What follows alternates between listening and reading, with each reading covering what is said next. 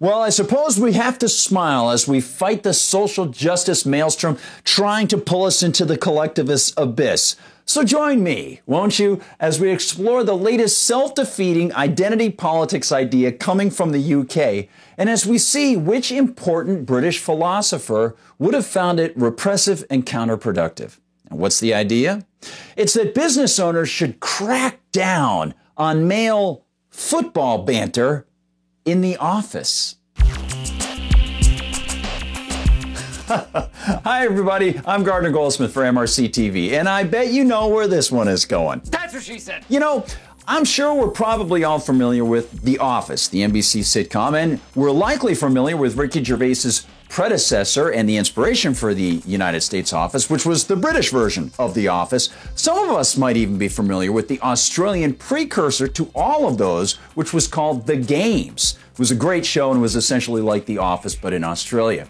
Well, as we know, in every one of those series, the premise was that they never really got anything done. What we saw was the crazy bureaucratic happenstance of an office that could be like any other. But I don't think that any of us could have thought that real life could have actually outdone any of the craziness that we saw in those shows until now. Now, the social justice sensitive of a non-governmental professional UK organization is suggesting that British business owners should crack down on male football banter in the office. Because, of course, it's just not sensitive to women.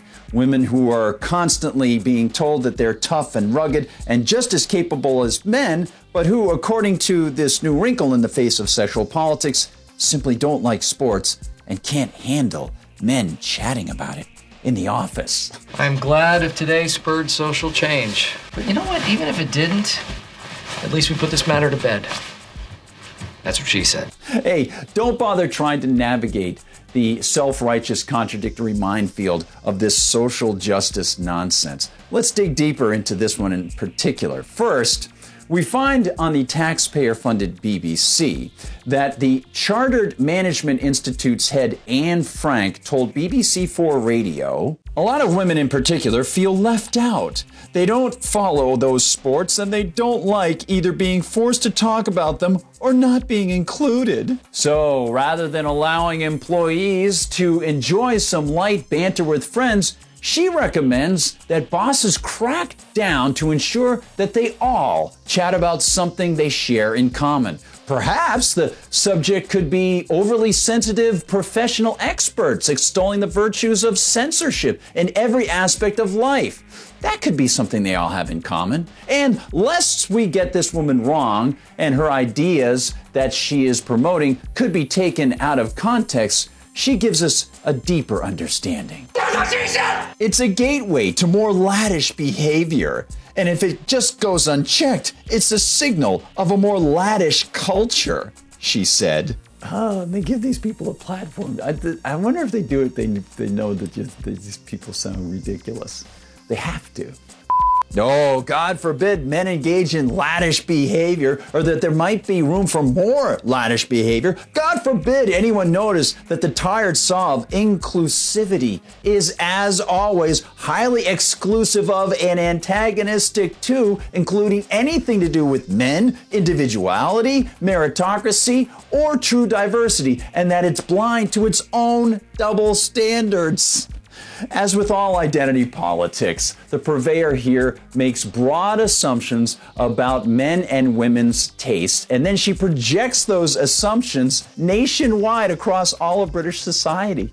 Sure, we can all take offense to crude behavior, however we work that out in society and however we want to define it. And in England, the term laddish is synonymous with crude.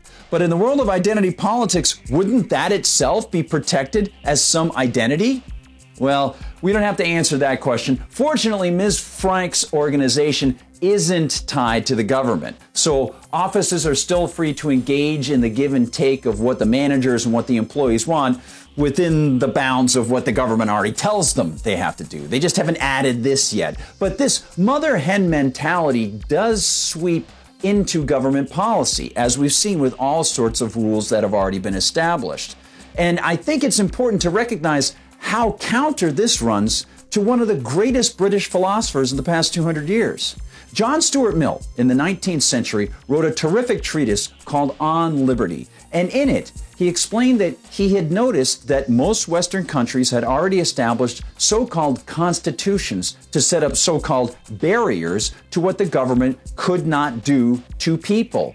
But he noticed that within society, people were starting to push for those boundaries to be breached. And in one of those areas, he saw a very great danger. It was the danger to free speech. Mill explained that it was very important to make sure that speech was never curtailed, that people were allowed to speak. He said, not only do you want to allow truth to be extolled by people, but you want people to be able to express incorrect ideas as well.